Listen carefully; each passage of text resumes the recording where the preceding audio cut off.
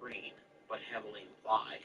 Squidward soon appeared as a major character in SpongeBob SquarePants. It was suggested that the two be stepbrothers, forced to live in the same house after the first one's mom was found dead in a shallow grave, her body heavily cannibalized by her own husband, a local weatherman. The show, with a vaguely premise, Rick and Josh, started in 2004, and the stepfather is indeed a weatherman.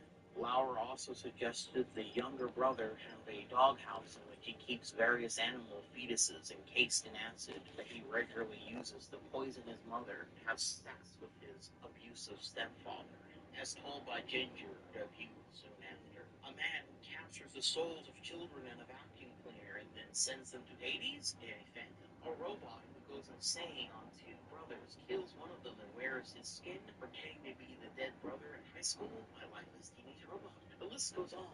Nickelodeon knows they are continuing the legacy of Lauer, sometimes subtly, sometimes overtly, and there's nothing that you or I can do about it. Unquote. Okay, so, number one, Squidward was always a major character in the SpongeBob show. Two, I love the tone of this last part. It's like, yeah, I just dispensed some serious black pills, mister. What you gonna do now, you fuck? Lynn literally said nothing that made any sense. But yeah, not very good. Though I will say that had this pasta been more subtle or implied that while this guy was coming up with the ideas for characters and scenarios and kids' cartoons, they actually represented something far more disturbing that only really he and maybe other fucked up people like him could see in it. Maybe the use of code words or strange symbolic situations. Yeah, I could see this one being a bit better to play to its strengths. But it just isn't. It's a fun read because, again, Lauer is a pretty fucked up villain, but it's just too stupid to really take seriously whatsoever. But while we're on the topic of lost Nickelodeon stuff, Max and Ruby 0004. For this bonus entry, I wanted to include one of the more well-known lost episode type pastas that certainly made the rounds back in the day. Max and Ruby 0004 follows our well-meaning protagonist who is looking for a Max and Ruby DVD for his little cousin's present for Christmas. According to the author, almost all the Max and Ruby DVDs were sold out or were in dubious quality on eBay, which I don't know how that was the case, but okay. Well, after several days of searching for a fucking Max and Ruby DVD, something randomly was shoved through his letterbox. It was this, a Max and Ruby DVD with a clearly drawn cover. Now, that is pretty creepy, that you were looking for something online and you randomly get it in the mail, like not even the official thing in the mail, someone's homemade version of it in the mail. It seems like something you might want to look into and, kind of freak out about a little bit, since that's pretty crazy. Probably implies someone is spying. Well, it was a Max and Ruby DVD, but I had never seen one like it on. It was something clearly drawn on the front cover with a marker. The title was just Max and Ruby, with what looked like a poorly drawn illustration of Max and Ruby on the front. There were no names or anything. But on the back, it had a list of 4 episodes, all with one titles. Episode 1, Episode 2, Episode 3, Episode 4. I quickly gave the DVD a watch over. To my surprise, all the episodes were in perfect quality and seemed to have no flaws.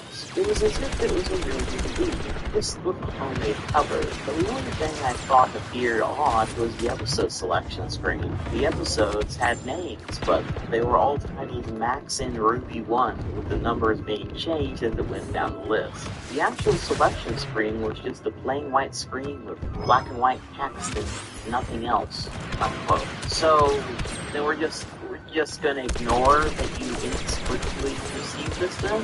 Not even a cursory thought. Not even a kind of idiotic mention of, wow, that sure was lucky. No? Okay. Yeah. That's cool. Well, after giving it much thought, I decided to change the cover to something really nicer by printing out a DVD cover that I found on Google and tracked down, and the names of the episodes so they were labeled correctly. So I left the episode list screen alone because I figured it was self-explanatory. Christmas went by and things were fine. I gave my little cousin her DVD and she was happy with it all through Christmas. But that was only because she hadn't watched it yet. On Boxing Day, the family had gone out for lunch and left me to babysit my cousin.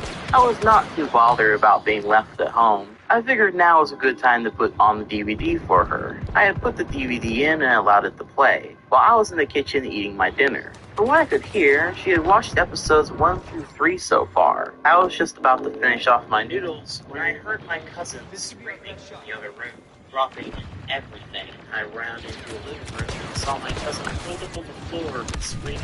I looked up at the TV and I felt my heart in my throat. What I caught a glimpse of is one of the most horrifying things I've ever seen. What would it be to be a frame of Max and Ruby standing next to each other in complete darkness? But what made it so horrible was their lack of faces. They had lost their noses and mouths, and their eyes were replaced with big black holes. The colors were a disgusting blood red, and there was static in the background. So it turns out that the creepily timed package with the creepily specific contents with the creepy cover art that also had disturbing implications if someone was watching you or your internet browsing history at the very least and was close enough to deliver this package to you had some creepy stuff in the actual episodes as well. Who could have thought? Who could have figured that one out? Some other details are given about the screen, but skipping ahead, our narrator of course turns things off and later decides to watch the DVD in full by himself to see what exactly led up to all of that. It all starts off normal. The first 3 episodes are standard fare stuff, but the last episode was now retitled Rest in Peace, Mommy and Daddy. The episode then, through background noises and other effects, shows Max and Ruby's parents have died, and then, quotes, the scene then switched to both Max and Ruby standing in front of what looked like a gravestone labeled R.I.P. Mommy and Daddy. The two of them had no faces. At this point, there was also no sound apart from faint static. The screen remained on screen for about a minute and a half before it cut away black. Then changed scene again, now showing Max and Ruby sitting in Ruby's room. Both of them were sobbing. The sobs were so realistic and heart-wrenching that it sounded like it was recorded from a real person mourning. What happened next was probably the most disgusting yet sad thing I'd ever witnessed. The scene had changed to Max sitting in his room. He was standing on a chair. The most scene was his room. He was screaming as the static got louder. Almost instantly, Fucking Death Troopers.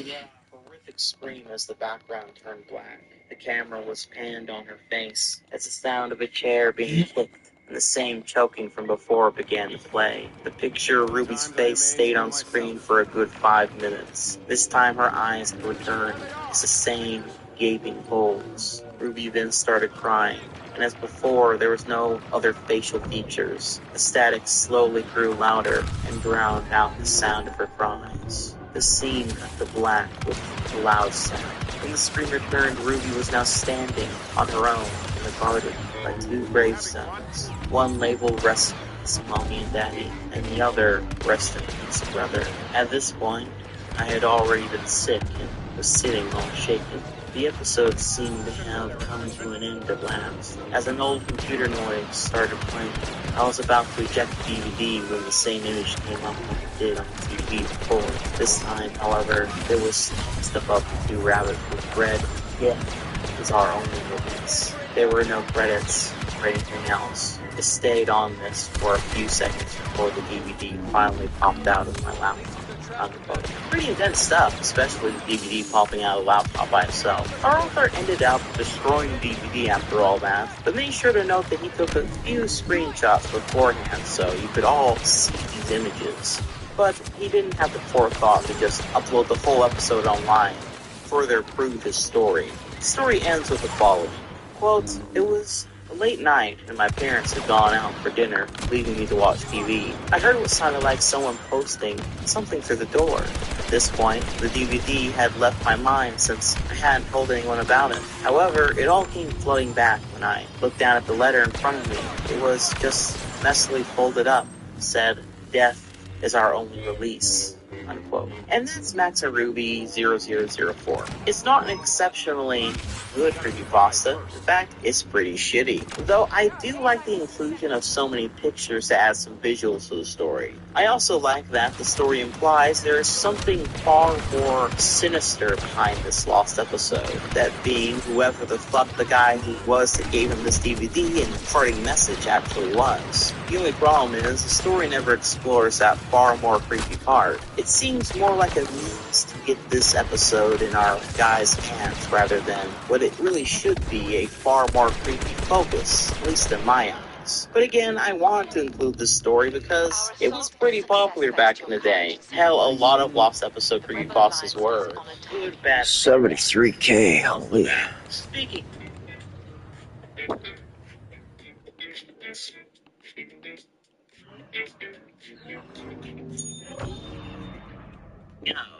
King of the Hill Lost episode. So I picked this bonus entry mainly because I really like King of the Hill. And it was one of those creepypastas that I remember listening to early on in my creepypasta enjoying youth. But it's also one of those pastas with kind of interesting story associated with it. We'll get to it. But first, the pasta at hand. Our pasta starts off with our narrator heading down to Goodwill originally to get some N64 games, but then ended up going to the VHS section in the back. There he saw a set of Titanic VHS tapes, which he was going to get for him and his wife to watch. However, whenever he pulled the dust cover off, he found instead, written with Sharpie, King of the Hill, Season 1, Episode 1, not rated, as well as King of the Hill, Season 1, Episode 1, not rated 2. Piquing his curiosity, he decides to buy the set and take it home. Quote, I soon turned the TV to Channel 3 and began viewing Cough S1E1. It had the regular opening of the first episode of King of the Hill, but without the music. It was just a silent camera panning over the city of Arlen. It began normally after that, with Bobby at the baseball game and Hank yelling at him. As we all know, Bobby did not succeed. This is where everything started to get weird. On the ride home, Hank, Peggy, and Bobby were completely silent, and this went on for about 3 minutes. No one was angry. No one had any expression, actually. Just completely blank faces, with only silence for company. Suddenly, as the family pulls into the driveway, it cuts to a scene inside a house. Hank was yelling at Bobby for not giving 110%. Hank then picked up a baseball and got into a throwing position. At this point, the video quality was getting very scraggly, and the volume level was raised roughly 10%. Hank pegged the ball and it hit Bobby's nose. Peggy was seen in the background crying, and Hank simply told her to shut the hell up. Bobby immediately cupped his nose and ran out of the room, crying the whole way, unquote. Hank Hill has had enough, clearly. I like the weird pun that the volume of the TV raised by 10%, as in if it was at 100%, it would now be at 110%. Hank's power is truly beyond the dimensions of the VHS tape. Quote, as Bobby was in the bathroom checking his nose, a social worker came to the door. Peggy greeted him as Hank sat on the sofa, relaxing as if nothing happened. From this point, the colors began to look more like a real episode. The scene with Hank telling the social worker off played as it did in the real episode. Suddenly, the scene from the officially aired episode cut. 3 ball.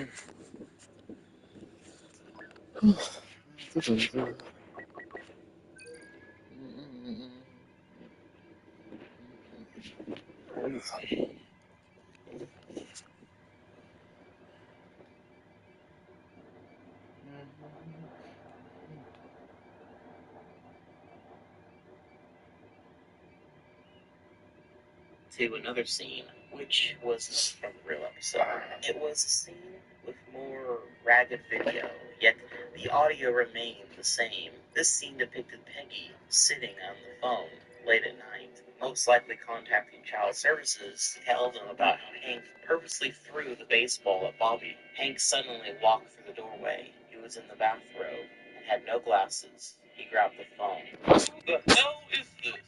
Hank yelled. "This is the Department of Child Services," was the response. Hank's face quickly turned red and slammed the phone back on the wall. He grasped Peggy by the neck. "You're gonna get more of those twig boys over here to put me in prison and take my boy away?" he howled. The scene cut to Hank taking Peggy by the back of the neck down the hallway to the backyard. Hank took a propane tank off the grill and shoved the valve into Peggy's mouth. The video went silent for a minute, simply showing the propane valve in Peggy's mouth. When the scene started moving again, Peggy's eyes slowly closed, and a voice was heard. "Buck Strickland, forgive me for using propane like this," unquote. Okay. I hope you're starting to see why I picked this Boston out. Because this shit is fucking hilarious. Legitimately, if this isn't a troll pasta, then it is accidentally comedy gold. Quote, "The only problem is that when Hank said this, Hank did not sound like Mike Judge, the creator of the show who voiced Hank. It sounded like an older and deeper voice. The screen went black after this. I fast-forwarded through the rest of the tape to make sure there was no more content on it. There was none. I just thought to myself, why so much wasted space? And at this point, I was really shaken up. I went to grab a coffee. When I got back, I popped in the second tape. It was just a black screen. I fast-forwarded to check for content and eventually came across stuff that was really starting to scare me. It was a funeral. There were very few colors.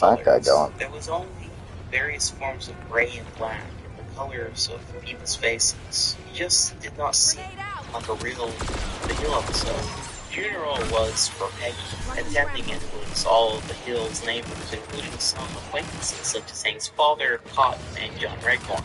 Even Hank was there, claiming that Peggy had committed exit the game.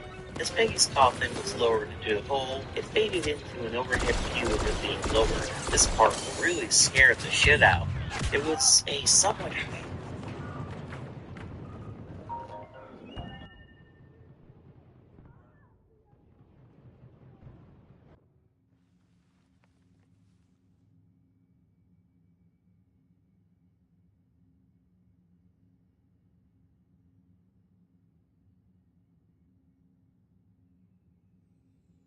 image of Peggy in a coffin. The reason I say somewhat is because it looked real, but it all still appeared to be drawn and not a real person. It was just a realistic cartoon. Would you say it was even hyper-realistic? The scene cut to Bobby, Hank, and Ladybird sitting on a porch. Bobby had a queasy face, and Hank had one hand on the propane tank they used to commit the murder. Bobby turned to his father. "Why did you do it then?" he asked in a humble voice. "I don't know, son." He almost sounded like he was crying. He then stood up and walked inside, leaving Bobby and Ladybird, who were still on the porch. It once again was a very dull scene with black and gray skin colors. It was a scene that literally made me sick to my stomach. It was Hank hanging from the scene with a note pinned to him. It just stayed focused on him, swinging back and forth for 2 minutes or so. It then cut to the ending credits with the normal outro theme music. I was actually kind of laughing on the inside at the fact that the show was playing during their ending credits after all that stuff happened.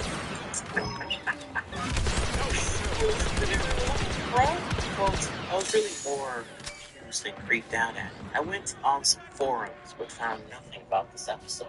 However, I came across someone on Yahoo Answers who had a similar occurrence as me. They Yahoo received a similar Answers is tape at a thrift fucking shop wild. in John Creek County in North Georgia, a place about 20 miles away from where I got mine. I managed to get on AIM with this person, but I got no answers. I was really curious at this point, so I drove about 40 Oh miles my and went god. right now to Cartoon Network / Turner Broadcasting HQ. Fucking what? What? Is this a Nick Robinson video now? I knew Fox Broadcasting made the show when I assumed Cartoon Network had every episode on record as they aired them all. A bold assumption, but I'll go with it. Beforehand, I did some research and figured out who was in charge of broadcasting King of the Hill. So I Okay.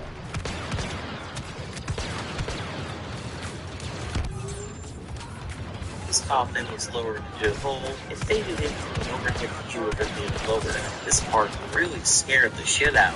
It was a somewhat highly realistic image of Peggy in a coffin. The reason I say somewhat is because it looked real, but it all still appeared to be drawn and stood up and walked inside, leaving Bobby and Ladybird, who were still on the porch. It once again cut to a very dull scene of nothing but black and gray and skin colors. It was a scene that literally made me sick to my stomach. It was Hank hanging from the ceiling with a note pinned to him.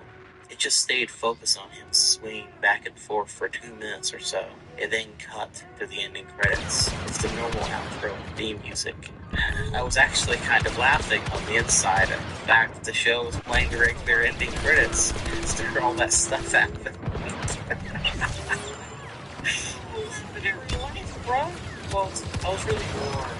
I was being freaked out at. I went on some forums but found nothing about this episode. However, I came across someone on Yahoo Answers who had a similar occurrence as me. They received Network / Turner account who was in charge of broadcasting King of the Hill. So I found a receptionist in the studio and demanded to talk to him. Apparently, though, I needed a guest pass of some sort. I was completely pissed off at this point, so I drove back home and put on my old sheriff's uniform.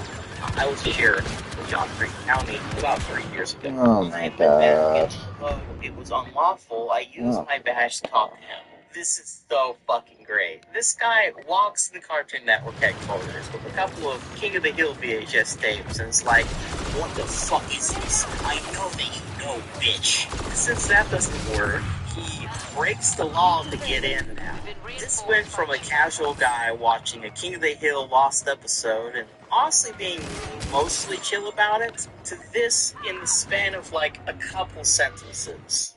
Quote, when I got into his office, he was sitting at his desk talking on his phone. I walked up to him, threw the tapes on his desk, and demanded answers. He dropped the phone immediately and grabbed the tapes. I followed him to another room, an office on the other side of the building. There was a small safe in this office. He opened it up and put the tapes in, locked it. He then told me to leave. I did not want to act like a sheriff anymore because I did not want to get in trouble with the law, so I left. I got home and clicked on the TV. The Adult Swim was on. I was relieved to see a real episode of King of the Hill. To this day, there are only 2 copies of this episode on 4 tapes that I can find anything about on the internet. One of them I assume is still locked up in Cartoon Network Studios. You may possibly come across more in thrift shops throughout the Southeast. Unquote. The end. This fucking dude, Wow, it was really anticlimactic. All that fuss. You know, you broke the law to do this, to find out the answers. Just to have the guy pick up the tapes and throw them in the fucking safe. And then you left like a loser.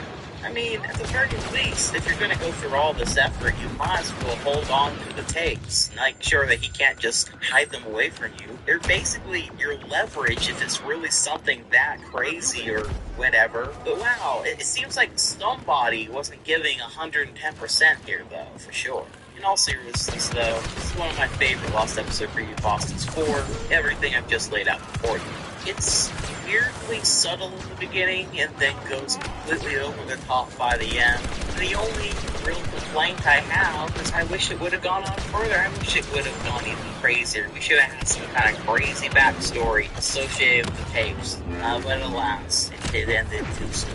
I also remember first hearing about the story from a Boston YouTuber I hear almost no one talk about, known only as Dave the Useless. Well, I think his narration is, Well, to put it nicely, you can tell that he only does one takes and calls it a day for this stuff. But he is an interesting channel because he exclusively only reads Lost Episode creepypastas. And has been doing that sometimes daily for 8 fucking years at least. That's not only nuts that there are that many Lost Episode creepypastas out there, but there is someone that dedicated enough to read all of that shit. It's gotta take some sort of psychological toll on you at some point, I'd imagine. But anyway, that's enough Lost Episodes and bonus entries for now. Let's jump into something a bit different. Burger Entries. Written by Jonathan Wojcik. This is one of the stranger creepypastas that I've ever read. I had never even heard of it up until this iceberg, and it centers around our narrator who has noticed a bunch of doors and windows have begun showing up everywhere. They seem to open up into these tea restaurants that sell these putrid, disgusting meat products that our narrator has a hard time understanding exactly what they consist of, though they are described in detail a myriad of times visually. He does, however, know everyone who eats it turns into zombie-like people, brainwashed, consuming the terrible flesh, until they eventually turn into these ugly egghead people that seem to turn invisible to everyone else around them. This story is told through several entries from a rather cynical author who is curiously one of the only people who has been able to notice this strange phenomenon, and begins looking into it to find out what the hell is going on. Could it be demons? Aliens? Something that's always been there? The story itself reads a lot like a bizarre Twilight Zone episode, with a lot more gore, of course. The author manages to paint quite the grisly and queasy image through his descriptions of the fleshy, strange, pulsating food and beasts that surround them. It's not the scariest thing in the world to me, but it is very interesting and disturbing, and overall one of the more creative creepypastas that I genuinely never knew what was going to happen next in. It would make a sick OVA. Psychosis. Written by Matt Demirsky, Psychosis is often considered one of the greatest creepypastas ever written, a true masterpiece. The story follows John, a young man who seems to be suffering from a severe case of paranoia, or maybe he's not paranoid, but aware of something truly terrifying he's preventing from getting to him. He barricades himself inside his basement apartment. He's convinced that some kind of alien presence has taken over the world, but he's not quite sure. And this pasta is presented through his journal entries, trying to rationalize everything, but always finding something that's just off enough about every interaction he has with anyone he communicates with online. After some time, people seem to be getting worried about him and would like him to leave his apartment fortress. Are these pleas from his loved ones genuine, trying to get him to stop being a crazy bastard? Or is it the things trying to get him to come out of his home, using his loved ones as a means of doing so? The pasta is written in such a way that you will more than likely be wondering if something really is going on, or if he is in fact actually just crazy, and nothing is actually going on. It's a simple yet perfect pasta that executes its premise and ending in a truly amazing way. I won't be going against the grain here. If you haven't read this pasta yet, please be sure to do so. It is quite simply perfection, and that ending is sure to stick with you for quite a while after. Definitely in my top 10 favorite creepypastas of all time. You know, by the end of this iceberg, I might actually need to do a top 10 best and worst. And speaking of worst, Nina the Killer. Yet another bonus entry. If you've been paying attention based on that title, you might know what this one's going to be about. Now, what's interesting about this pasta is the original story of this is, in a similar fashion to Jane the Killer, a bit hard to track down. Though not because there are several authors. No. Because the original author of the story, who goes by Elogothic Twevel on DeviantArt, long ago deleted the original story because it kind of blew up, for all the wrong reasons. See, the basic plot of the original story was about Nina the Killer, or Nina Hopkins, who is a huge Jeff the Killer fangirl, and she's quirky and weird and crazy and stuff. Well, Nina was not the type of girl that is very cheerful. She was not the type of girl that would open the window and let the light into her room and do something productive. No, she just enjoyed sitting down to watch animes or listen to music like rock, J-pop, or K-pop, playing video games or just play guitar. She liked to be herself and loved her family and friends. At this time, she did not want to do any of the things that is considered normal. This time, she wanted to read Jeff the Killer, creepypasta for the 1000th time. She adored him. It was her favorite. She felt a strange attraction to him. She had an admiration for him. More than anything, every time she read it, she felt a strange desire, but she didn't know why she enjoyed this strange desire, unquote. So the girl was really thirsty for Jeff the Killer. Quote, when she started to read it, the door opened. She quickly saw her little brother Chris.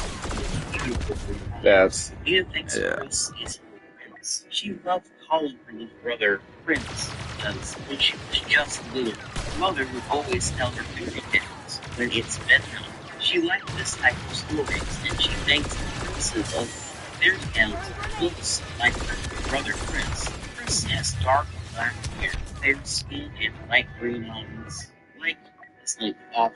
However, Nina has light brown hair, fair skin, and light blue eyes, like her mother. Sis, it's time to eat, said the child, with an instant smile. Enjoy, my prince.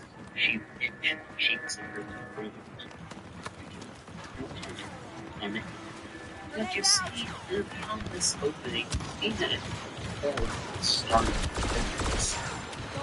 feeling powerful. The day passed quickly, and when the siblings returned, they sat down to eat with them.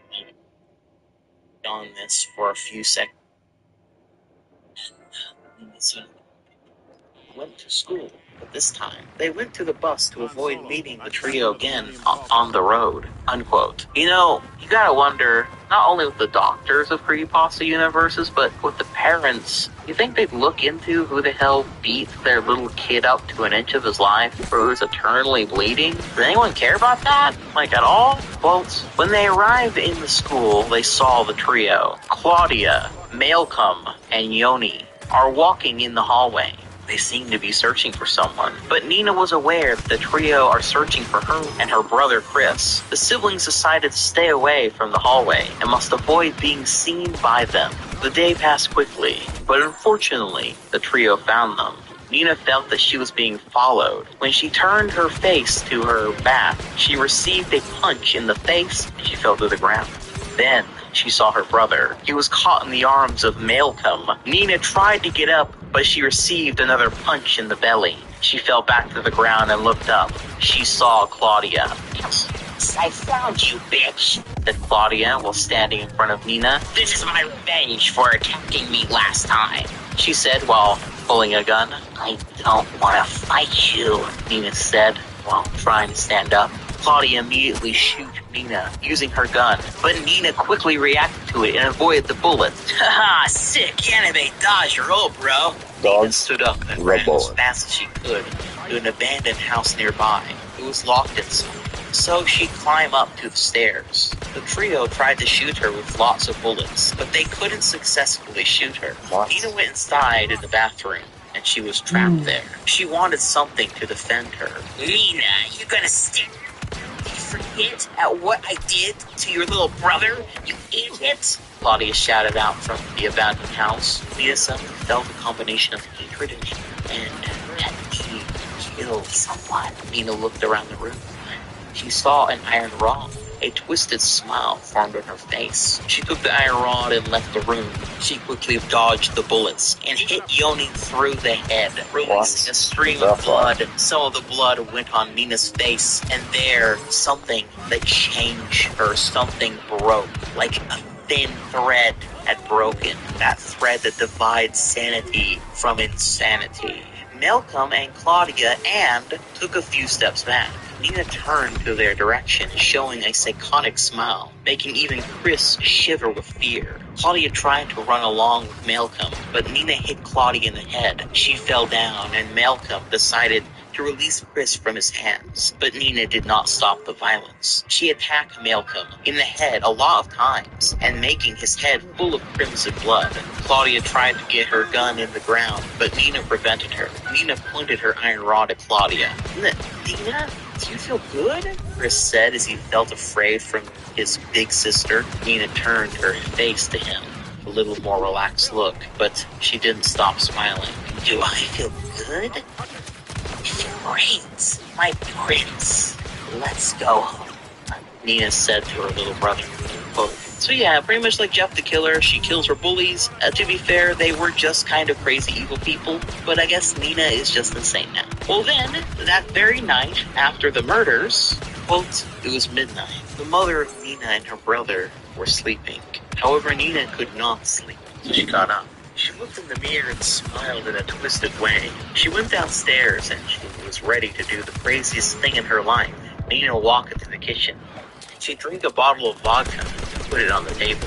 Then she started to search for a bottle of bleach in the cabinets, but she didn't found any bleach. Where's the bleach? Nina groaned as she looked for it. Did you look for the... Nina heard a voice behind her. She turned around.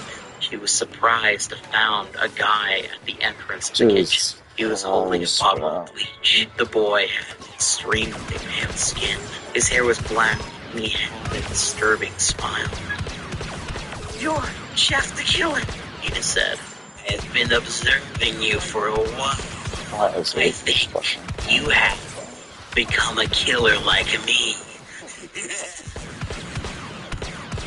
Jeff said. You're right. So I need that bottle of bleach, Nina said. Let me help you, Jeff said, as he opened the bottle and poured the bottle of bleach in Nina's head. Then Nina felt another liquid running through her head. She looked up and saw Jeff had a matchbox in his hands. Nina smiled at him. What are you waiting for? Do it, Nina said with a passion. Jeff grinned and he threw the burning match in her face. Leave, Jeff said, as Nina's face began to catch on fire, unquote. So, much like a certain other story we read, Jeff the Killer finds Nina quite fascinating, and he has been watching her, I guess, for some time. This version of reality both has the Jeff the Killer creepypasta story, Jeff the Killer clothes, posters, plushies, all of which is like real life, you know? Because there's actually real life Jeff the Killer plushies and pasta and clothes and stuff. But also in this version of reality, there is actually also a real Jeff the Killer who really exists in this universe and presumably kills people all the time. It's also pretty funny that while Jeff got his pale white face and stuff from bullies lighting him on fire and shit, alive for at least a small moment where he's not completely invincible, I guess. Nina kind of just does it herself. She has yet to truly lose something as of yet, actually. Well, anyway, to speed things up, she then arrives at a hospital and after a bit of recovery, goes up to a mirror. She sees that she's almost just like Jeff. Pale white skin and what have you. Although, the additional detail, that her skin is also as soft as a marshmallow now, which I don't even know what to call. Then, later back at the house, she's sitting in her room and then is suddenly killing a girl in her room somehow, and pulls her organs out all over her bed. She then cuts a smile into her face like, Jeff the Killer Sama, and asks her mom if she thinks she's beautiful. And when her mom calls her a monster who kills somebody right fucking there and screams and runs away, she then kills her own mom. And then she gets tranquilized and put into an insane asylum. But then, because she's so smart and clever and she just can't lose, guys, she rips up her bed and pulls a spring out, which they totally have in those places, I guess. And then, when she calls for help and someone comes in, she kills the doctor who came in for her. And then she runs out, and everybody is super scared of her. And the security doors aren't working because the tablet that they use to close them is covered in blood, and the blood is messing it up. Now, I'm trying to think of what kind of door only closes with like an iPad. Does that even exist? It probably exists. Yeah. But then there's just so much blood everywhere that you can't even get like your fingerprint. Like you're fucking trying to use your fucking thumb, your fingerprint. It's just not working. It's just not. But yeah, pretty smart, Nia the Killer, to think that one through. But anyway, then she goes home and she runs upstairs to her brother's room, who, by the way, if you remember, she kind of really loves her little brother, maybe even to kind of a weird extent, maybe. And she's also kind of the reason that she turned insane, because she wanted to protect them and their bullies beating him to death, But I digress. Just something to keep in your mind as we go into this scene. Quote, Chris woke up in his room. He felt he was in danger, and he was scared. Nina slowly opens the door, revealing her shadow. When Chris realized that it's sister, he took his sheets off to see his sister. But when he saw his sister is holding a knife, Chris became scared again, and he snuggled into his pillow. Chris, Nina said in a whispery tone. Then Nina asked her little brother a question. Am I beautiful? What the fuck? Nina asked him. Chris stayed quiet as he held tightly of his pillow. Oh, come on, Chris. I didn't do anything bad, Nina said. She hides her hands in her back while crossing her fingers. It's a sign that Nina was lying to her little brother.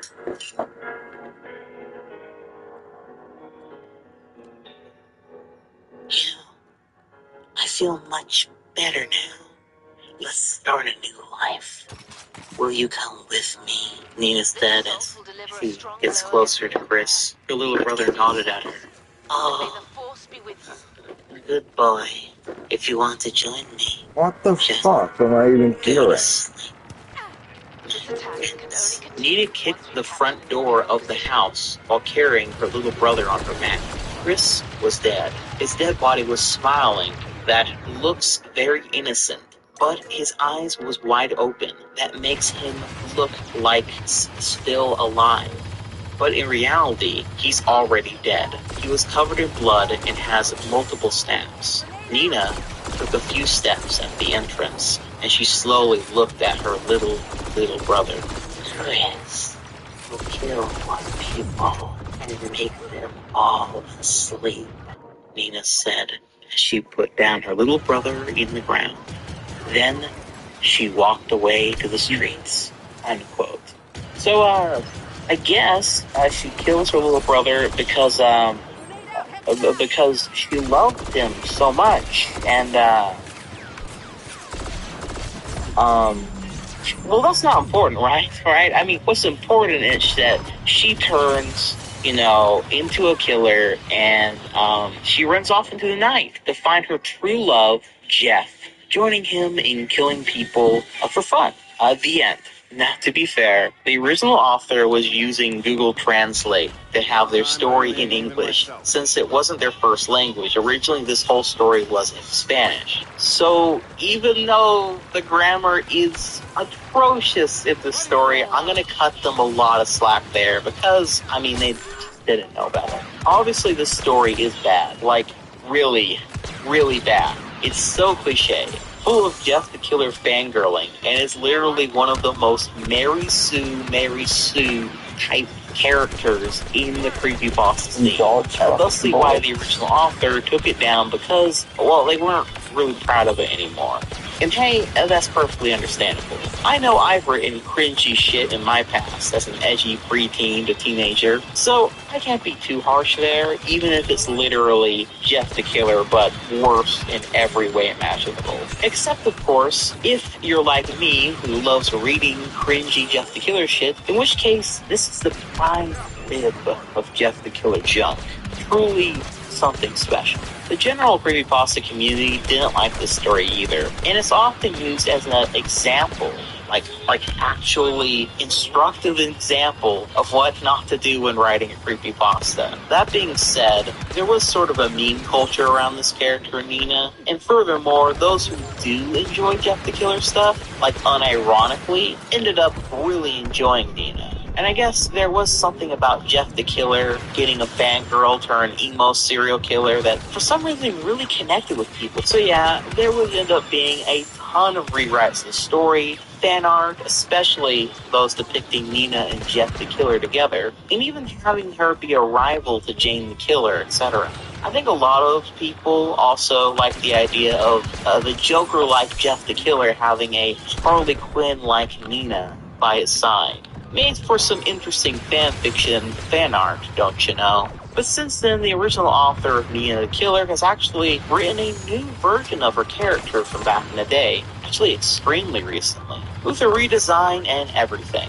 Her new story is that her whole family got murdered in a camping trip by Jeff the Killer, and now Nina is a mercenary out hunting him down, as well as some other creepypasta villains like Jane the Killer and others that we haven't quite gotten to yet. Her story is pretty similar to Jane the Killer now, though I'm mostly getting this info from the Creepypasta Files wiki, since the new story is written in her normal language, Spanish. But from what I've seen, it does seem a lot better. And I think it's always cool to see authors of stuff like this come back to either show off how much they've grown as a writer, or try something new out with an idea that was once made fun of. And while it's fun to poke fun at shitty stories, it's also important to remember a lot of this stuff was written by younger angsty lads and lasses for one reason or another. And while it is, again, fun to poke fun at them, it's not really cool to hang it over their head forever just because they had a bad story go viral back when they didn't even know what the hell they were doing at the time. We have one more entry on this tier, but before we get to it, I would actually like to read a couple of extremely short creepypastas because I'm just now realizing almost all my bonus entries were kind of shitty creepypastas. And while those are fun, I also want to maybe cleanse our palate a little bit, huh? So, without further ado, let's do a quick couple of short but sweet creepypastas. Daddy, I had a bad dream. You blink your eyes and pull up on your elbows. Your clock glows red in the darkness. It's 3:23 a.m. Do you want to climb into bed and tell me about it? No, Daddy. The oddness of the situation wakes you up more fully. You can barely make out your daughter's pale form in the darkness of your room. Why not, sweetie? Because in my dream, when I told you about the dream, the thing wearing mommy's skin sat up. For a moment, you feel paralyzed. You can't take your eyes off your daughter. Then, the covers behind you begin to shift.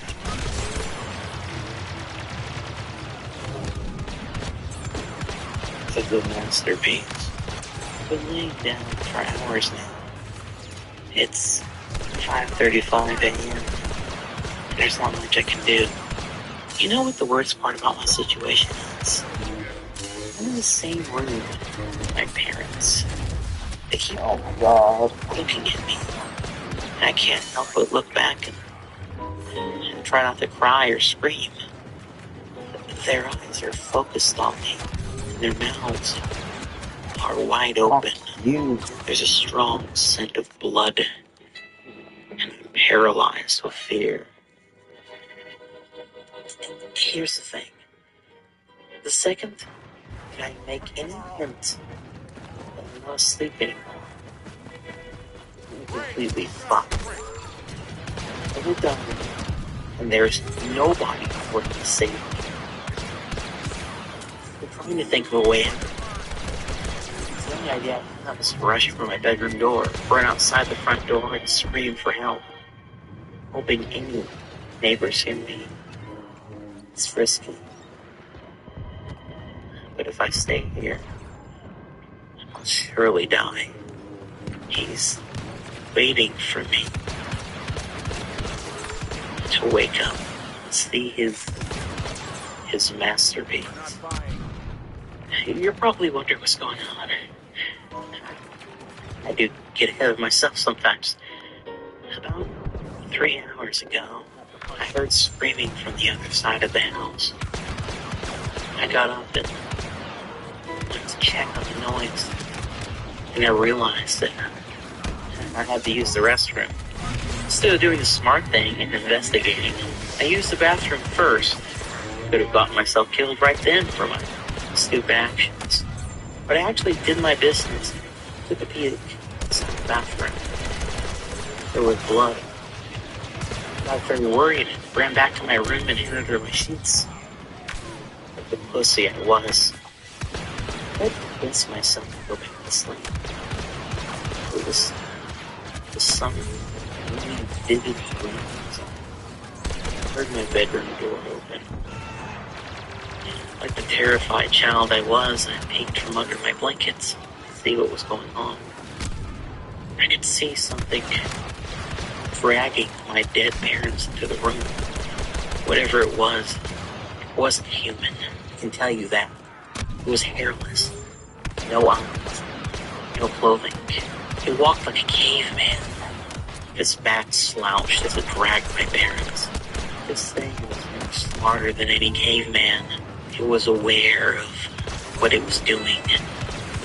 It brought my dad up on the edge of my bed and made him face me. Then sat my mother down in the chair, positioned her towards me.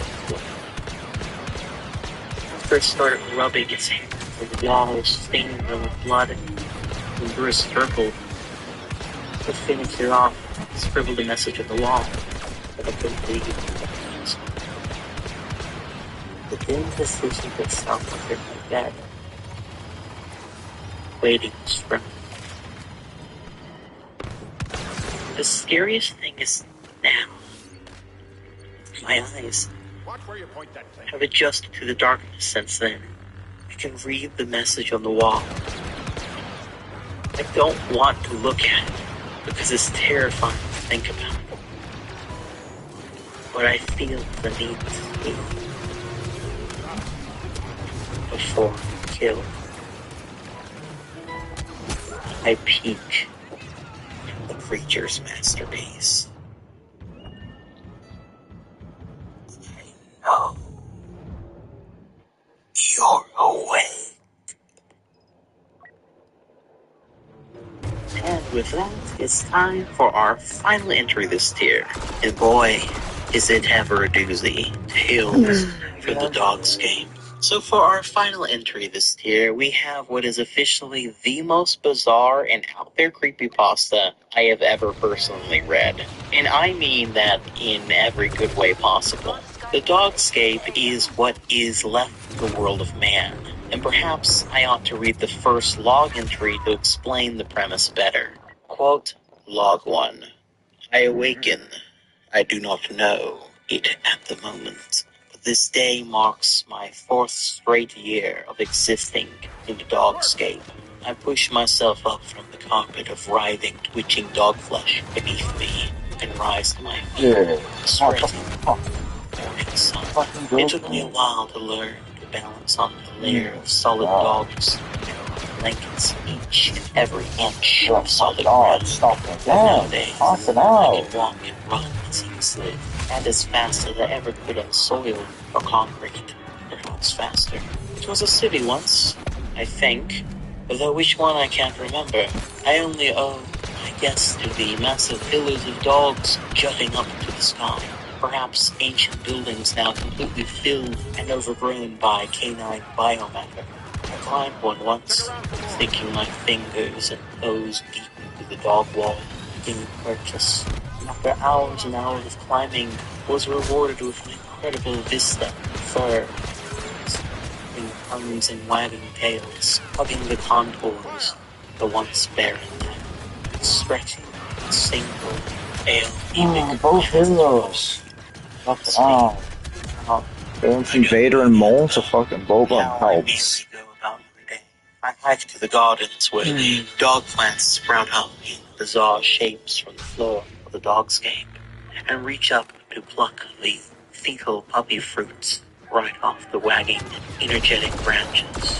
I bite into the succulent flesh, the juices dribbling down my chin, dripping down to be reabsorbed by the ground flesh, and revel in the savory Grab taste. again. I'm thirsty, so I range until I find one of the mother minerals, and there I suckle and fill my fill of milk. Sometimes I see other humans around me as well adapted to the dogscape as I am, but I barely acknowledge them, say nothing. What, after all, is there to say? The world is different now. What meaning would old words have? Free-ranging dogs are becoming rarer and rarer to see now, and those I do see seem as lost, as passive as I am. They too graze on the dog plants. Every fucking time I spawn, I either get stunned or concussed. It's always something. Myself and one another. In the distant sky, and on the far horizon, I sometimes see massive forms sail, crawl, or undulate. I wonder if in this new world, normal, singular, ambulatory dogs have become as obsolete as I am. Unquote. So, if you didn't catch that, the fucking ground is made of dog corpses and, like, a mass of alive dogs, kind of? And the world is now this ugly, festering, vile planet made up of dog-shaped abominations in all shapes and sizes. To say that this creepypasta is gross and really fucking weird and disturbing, it would be an understatement of the year. I mean, the guy gets all his, drink dog nips. There hasn't been one ground. fucking spawn on this Final Phase where we haven't had a fucking villain. Beyond the setting, we get to know our main narrator, his Come on, struggles bro. living in the dog Like, scape, what the as well fuck? as the general fall of humanity in this ungodly world. He and the others must eat the flesh to survive, and others, sometimes, flesh. Our assault has failed. It's quite ghastly. In fact, I should warn you that if you wish to read this story in full, there's some pretty not safe for work and not safe for life content in there later on. Tales from the Dogscape have me both repulsed and intrigued the whole way through, and it feels like reading the journal entries of an ultra surreal nightmare. It's a wild. Ground at 70 fucking levels. To say the least. I kind of forgot I was reading a creepypasta at some point, actually. It felt like something more out of the imagination of Clive Barker, or maybe something out of the works of Junji Ito. Actually, it reminds me a lot of Junji Ito's manga. I can confidently say that there's not going to be any creepypasta that's going to be quite as outlandish as this one is, nor as depraved and dehumanizing as this one gets later on. It would take a while to cover the whole thing, so I'm going to leave it at that for now. But if you're interested, definitely go give it a read. It's very interesting if you know what you're going into.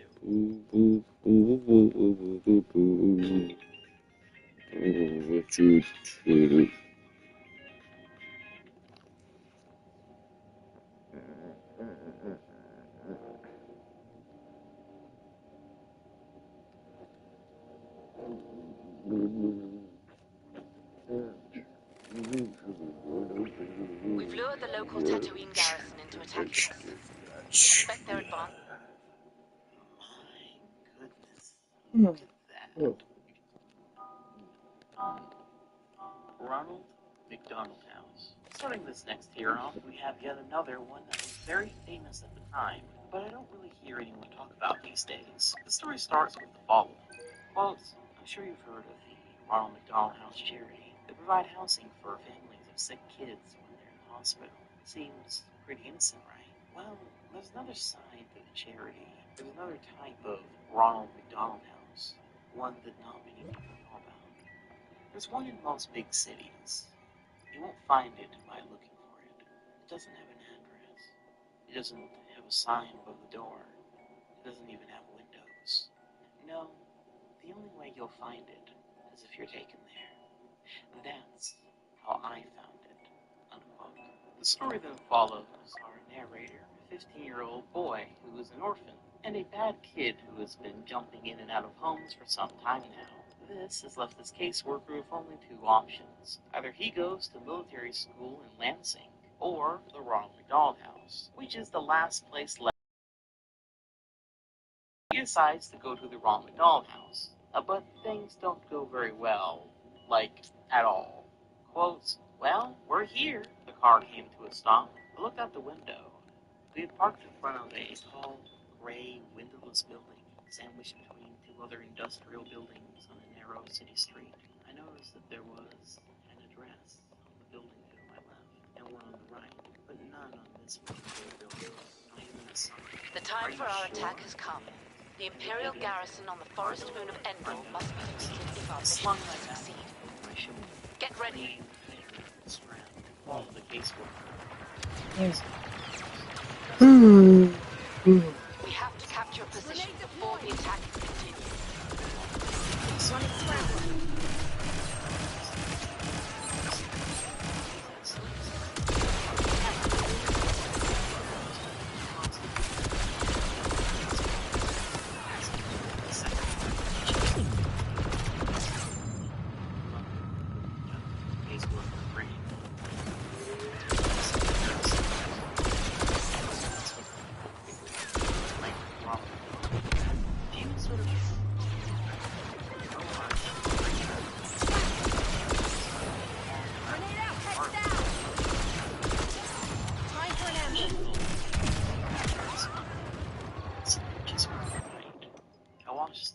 And my caseworker interacted. Take a look at this mess. The caseworker slid my case file.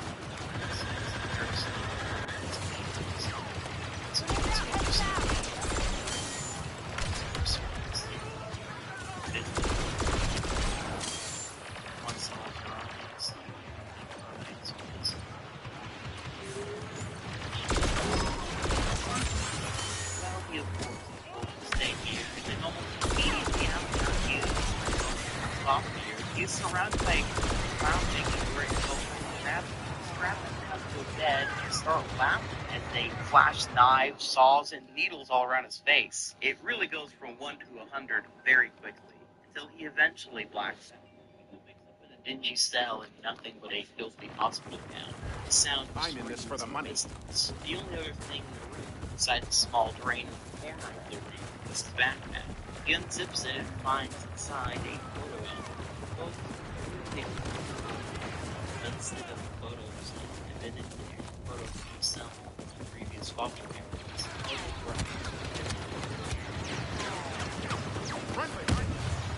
Six of those photos, they were linked.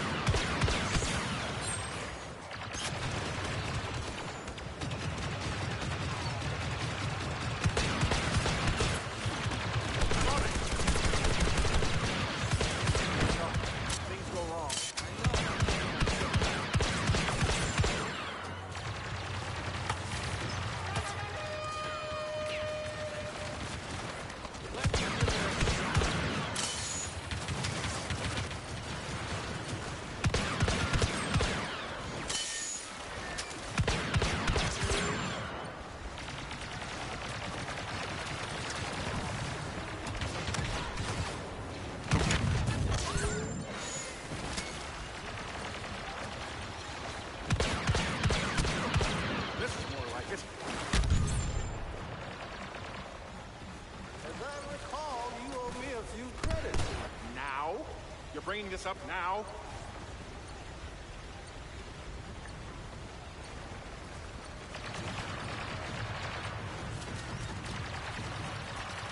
Last page. Written inside. Pick the wrong side. Never.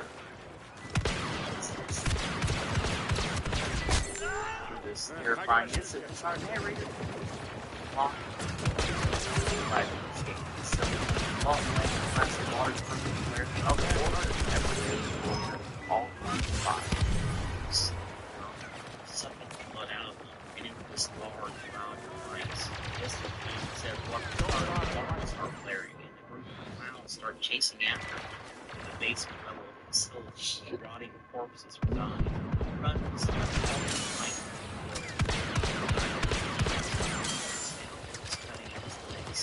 He's able to open the man clouds and shut it back, catching his breath. But where he is, Whatever you need. his old man is Will be loud.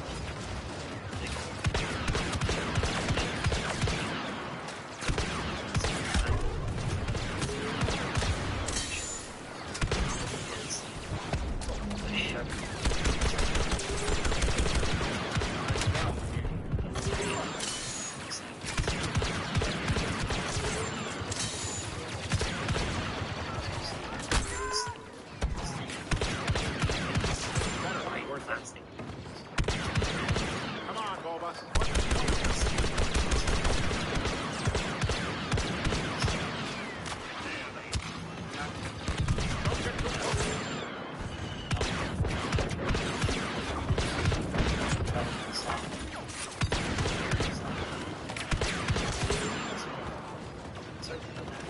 It's all about timing.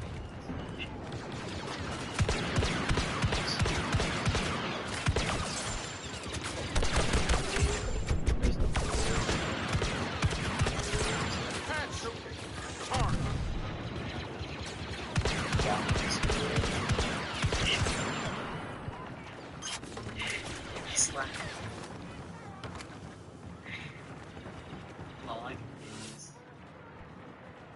showing him.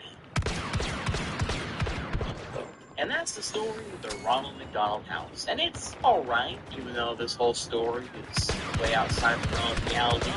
It's very over the top. I do still think it has a couple of fairly suspenseful scenes, all things considered. But my main issue with the story after being that I think it could have been a far slower if you could be the sanity of the story properly. It's a story that has to run a different way, say, basically just normal. And slowly things got more and more uncomfortable. The dark secrets slowly being revealed. It would have been a lot better. Plus, we could have had time to see some of the other orphans. Maybe our main character becomes friends with some of them, enemies of others, before they all start going missing one by one. Maybe the whole idea of the very few people heroes know, like the other Falcon this caseworker, having been killed, is done more slowly. The employees of the establishment. God damn, man. Fucking hell. It seemed crazy that he was ever part of these other Boston families, and eventually, slowly, his entire identity is wrecked.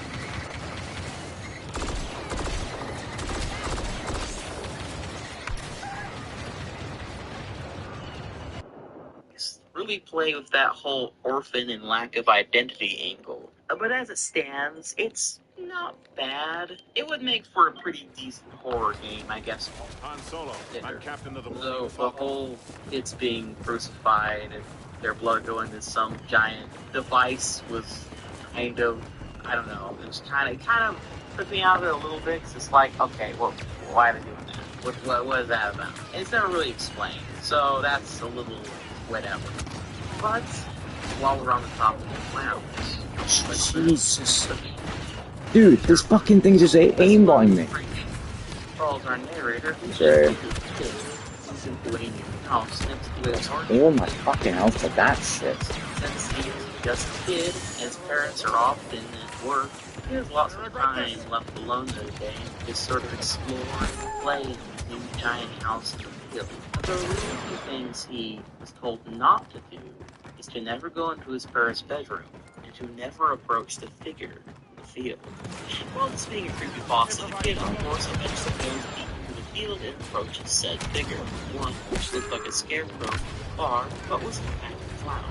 When the kid asks who the clown is, he responds with, "Your worst nightmare," and proceeds to talk as if the kid's mother is a fairy or something like that. So when the kid runs back to his house, the clown not far behind him, and eventually he wonders if there's some sort of connection with the clown in his parents' bedroom. And he then goes to his parents' bedroom, only to find his dad is hanging from the ceiling. Looks in his bag, and he wants super finds some sprawled all across the walls. The clown comes up from behind the kid and knocks him out with a paint bucket. The kid then wakes up in his bed, thinking that it must have all been a bad dream. Which the author strangely notes, quote, "This seems like a stupid plot twist, doesn't it? It's not. Please keep reading. You have to find out the truth." Which is just, it's a little immersion breaking, to say the least, but okay. But anyway, the kid then walks outside looking for his parents and sees someone waving back at him in the distance. He, for some reason, thinks that this is What? and decides to go Where back the- inside and watch cartoons. There? He's fucking there! Better than that. Then later in the evening, he goes back outside to see why his parents have been outside for so fucking long. It's then that he sees that one of the turbines is painted red, and his parents' corpses have been hung from two of the arms of the turbine. The figure in the distance, that being the ground, waved once again. There was a panel right up against the house that read, "Thank you for helping me." The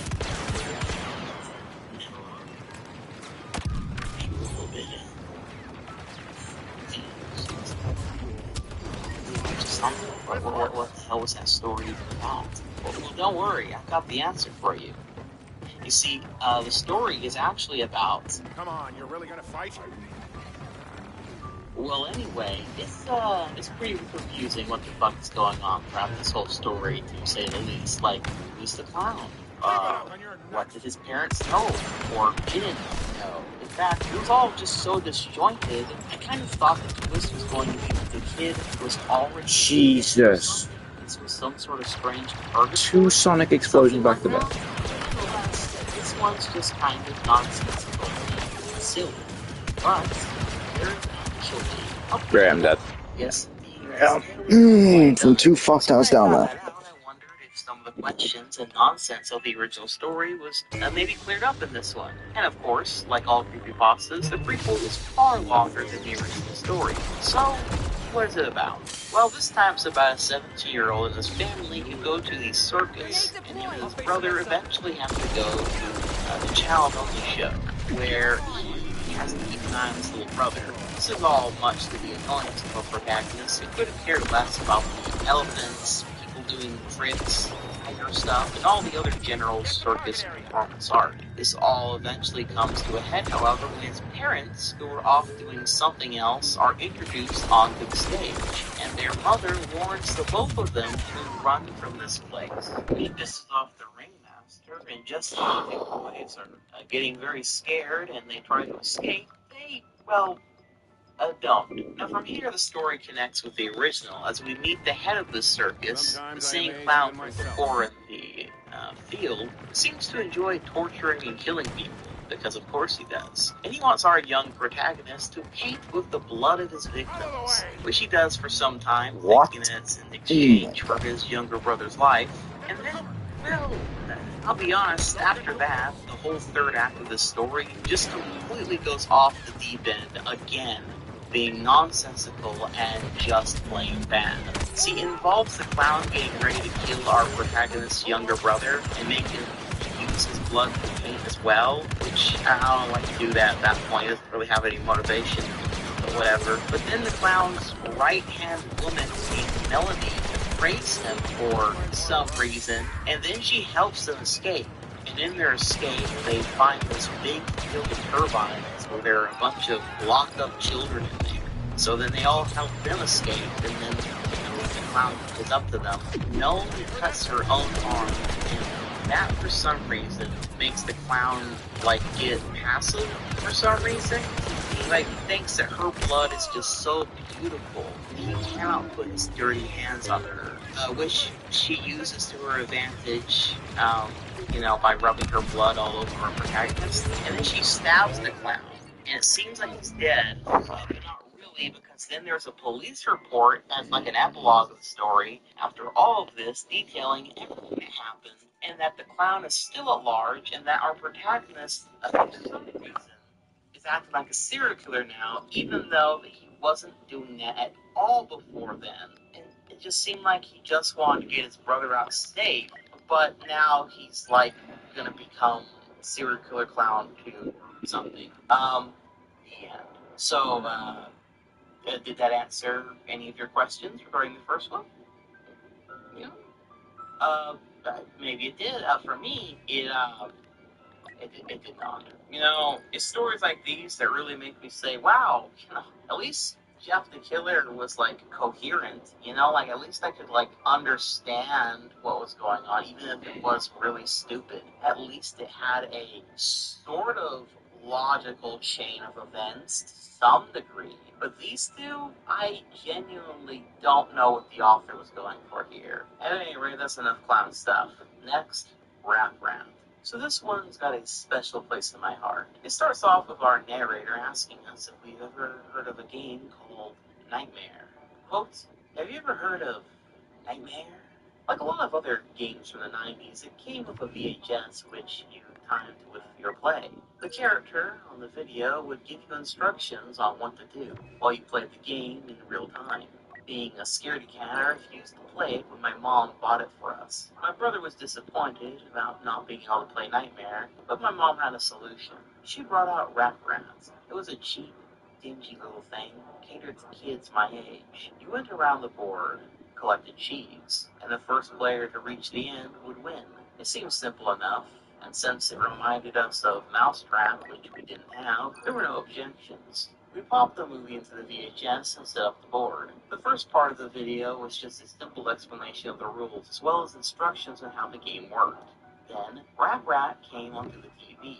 He was not what any of us were expecting. My smaller brother, who was only 3 at the time, immediately left the room crying. The rat did not even resemble a rat. The ears were far too big. He had a mouth lined with 2 teeth, and the inside of the mouth looked almost swollen.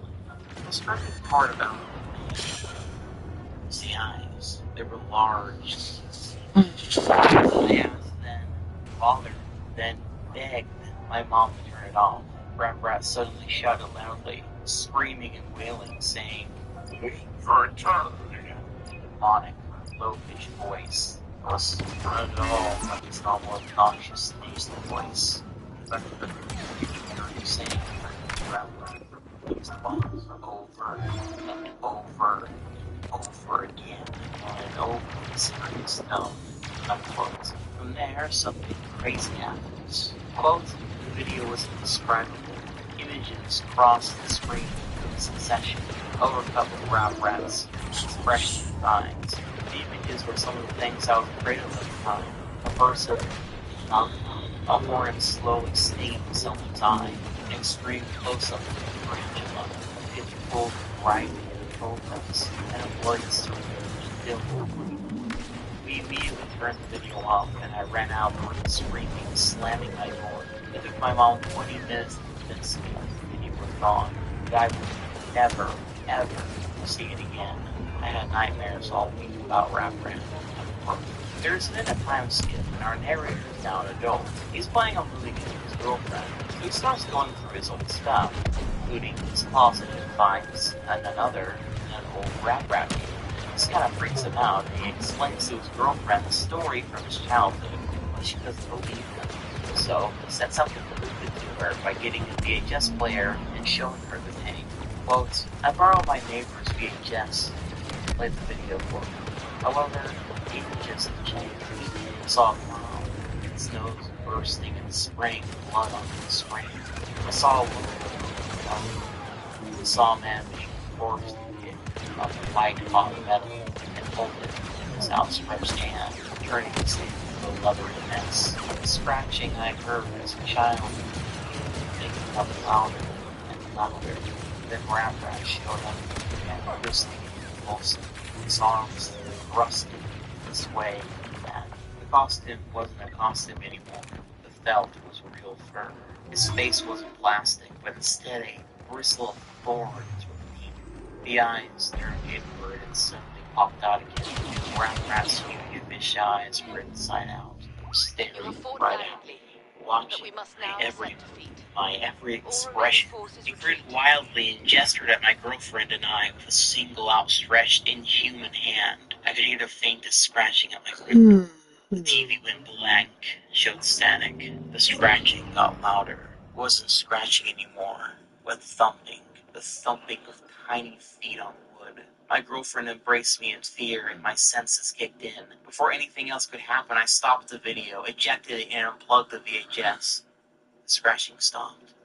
When I looked out the living room window, nothing was there. Unquote.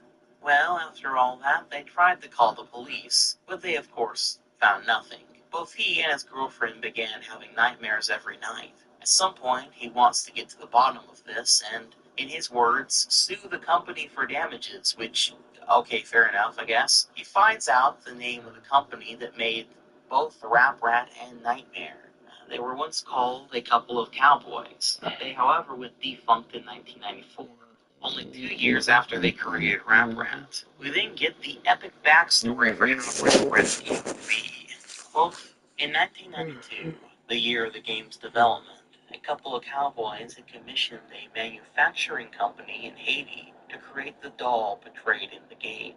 The company who created the puppet ran a sweatshop, where they forced women and children to produce the various components of the puppet, including the felt and plastic of the doll. One day, a young Haitian girl got her arm caught in the industrial sewing machine. The spring loader, unable to handle the weight of the machine, came loose and struck the child's neck, killing her instantly. A few days after the funeral, the mother of the child came to the factory, demanding to see the owner, who denied that he had anything to do with it. In a fit of rage, the mother said that the blood of the innocent would seep into every crevice of the doll, every component with which it is created, and all who touched it would die. She claimed to have summoned a fear demon and screamed at the top of her lungs, Apparat will curse you. The owner simply laughed and told his corporate bosses about Apparat. They spread the joke from person to person, and the game was eventually renamed to Rap Rat, a loose anagram of Apparat. Each recitation of the name Apparat brought with it a greater and greater curse. Only 2 years after Rap Rat was created, the company was shut down and the owners hired by Mattel.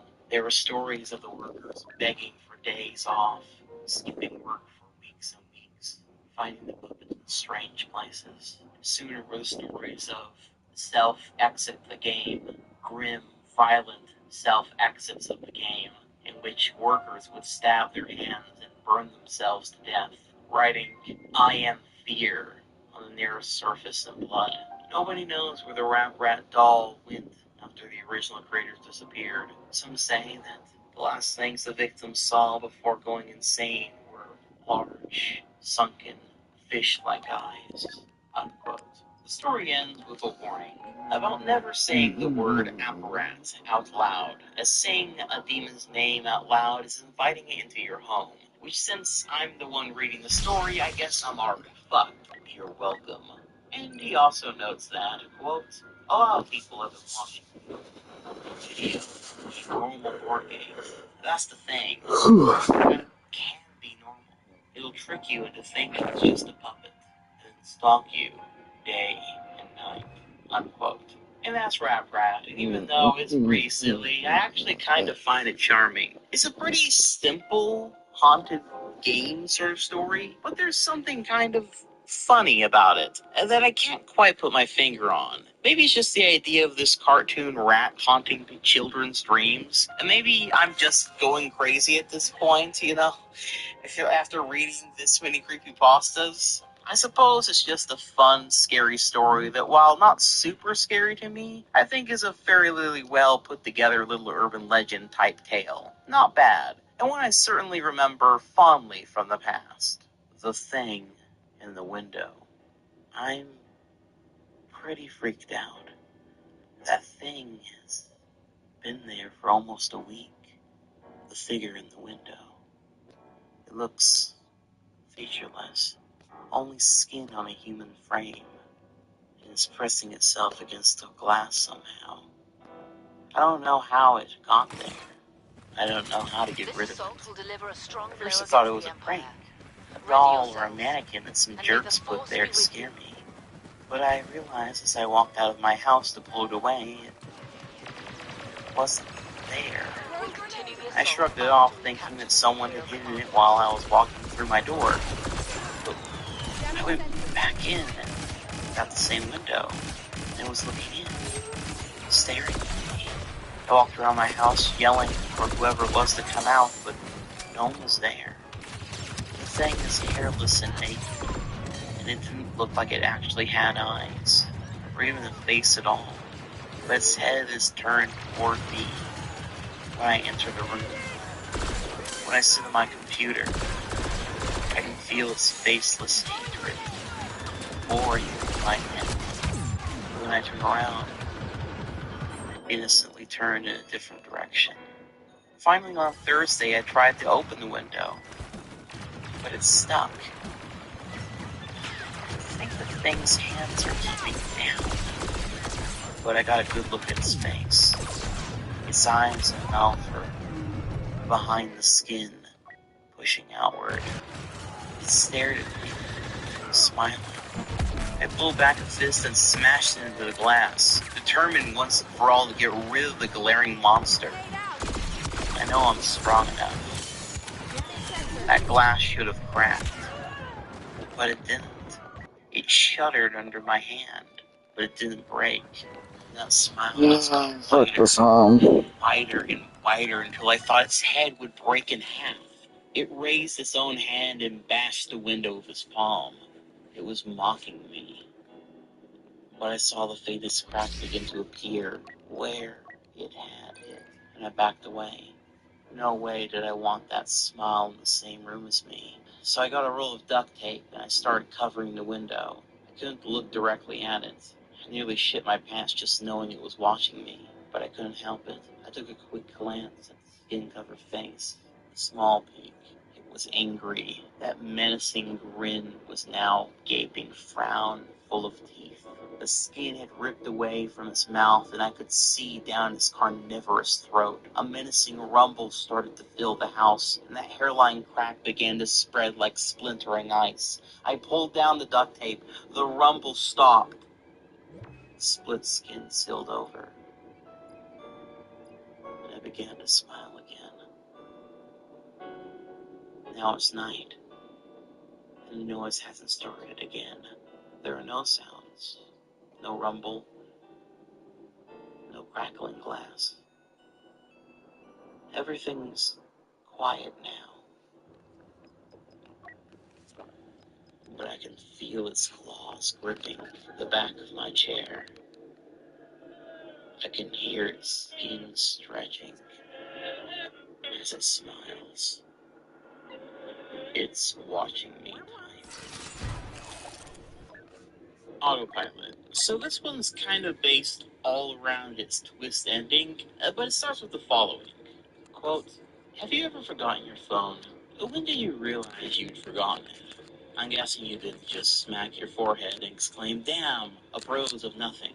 The realization probably didn't dawn on you spontaneously. More likely, you reached for your phone, pawing open your pocket or handbag, and were momentarily confused by not being there. Then you did a mental recap of the morning's events. Shit. In my case, my phone's alarm woke me up as normal, but I realized the battery was lower than I expected. It was a new phone, and it had this annoying habit of leaving applications running that drained the battery over me. So, I put it on to charge while I showered instead of into my bag like normal. It was a momentary slip of routine, but that was all it took. Once in the shower, my brain got back into the routine it follows every morning, and that was it. Forgotten. Unquote. The narrator then goes on to talk about how this is a normal and at times dangerous brain function that we all have. To go autopilot, to assume everything is in order, our brain filing it away, even if we had forgotten something, no matter how big or small the detail. The autopilot can kick in, then it's forgotten, till it's too late for you to fix the issue immediately, like leaving your phone at home and only remembering once you're already at work.